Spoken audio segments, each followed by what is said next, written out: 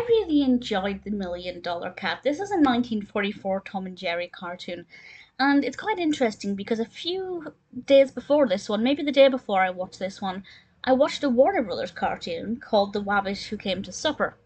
Wabbit, of course, because it was an Elmer Fudd cartoon, where Elmer Fudd received an inheritance on the condition that he didn't kill any animals, which included Bugs Bunny.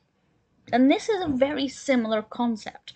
So it's kind of interesting to watch them back to back because Tom inherits $1 million from an aunt on the condition that he does not harm a living thing, and the contract stipulates even a mouse.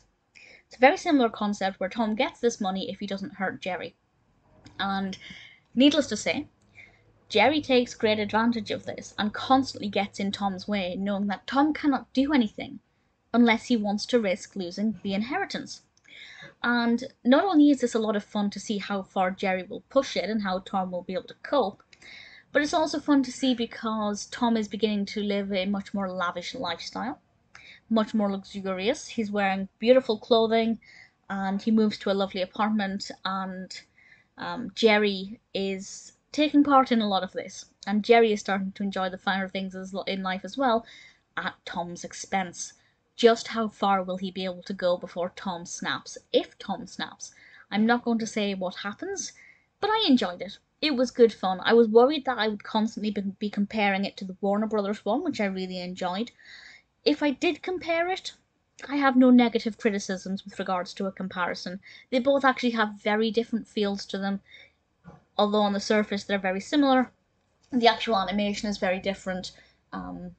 With this one, Tom spends the money much more lavishly, and it's very fun to see how he does this. There's a very beautiful bit of animation where he licks this giant mound of, I think it's like an ice cream sundae or something. I thought that was very effectively done. It's a very well animated short. It's a really interesting premise that is maybe not the most unique. Just out of reference, I have checked the other one. It was released in 1942. This one came in 1944. But I don't believe it was a direct copycat. I think it's just a coincidence. But I really enjoyed it. The narrative worked well, it was executed well, the animation was lovely. It was great to see Tom and Jerry wearing these finer clothing and enjoying the finer things in life. And I was definitely curious to see just how far Jerry would go. If you're a fan of Tom and Jerry and you haven't seen this one, or if you haven't seen it in a while, I definitely recommend you give it a watch or a rewatch. It's a lot of fun.